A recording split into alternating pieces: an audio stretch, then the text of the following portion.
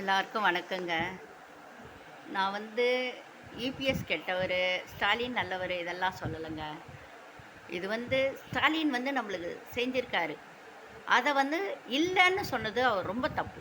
ஏன்னா அதால் பயன்பெற்றவங்கெல்லாம் ரொம்ப ரொம்ப நல்லாவே இருக்காங்க. அதில் ஒரு கால்வாசி இல்லை, பாதிக்கு பாதியாவது நல்லா இருக்காங்க. சுத்தமாக ஒன்றுமே இல்லாத மாதிரி பேசுறது ரொம்ப தப்பு இல்லைங்களா? சொல்லுங்கள். நாங்கள் ஸ்கூல் படிக்கிறப்போ நான் இப்போ இருக்கேன், எனக்கு 56 வயசு இருக்கும்.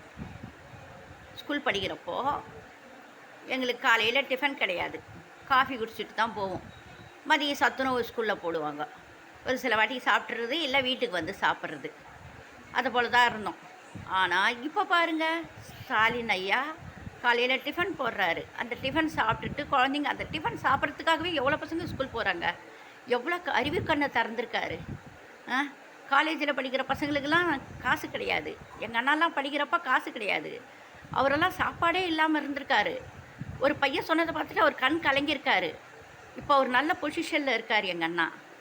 அதுக்கு காரணம் என்னங்க, நாங்கள் அவ்வளோ கஷ்டப்பட்டோம். அந்த நேரத்துக்கு யாரும் சாப்பாட்டு கூட ஆள் கிடையாது.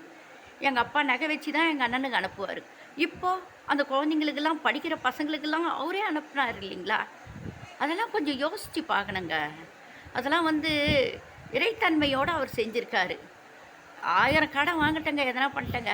அந்த நேரத்துக்கு நம்மளுக்கு உதவுறவங்க யாருங்க? ஒரு குழந்தை ஹாஸ்டலில் இருக்கிறப்போ, சாப்பாடு இல்லைன்றப்போ, திடீர்னு கவர்மெண்ட்லேருந்து 1000 ரூபாய் காசு வந்தால் அது அவனுக்கு எவ்வளோ பெருசாக இருக்கும் சொல்லுங்கள் பார்க்கலாம்.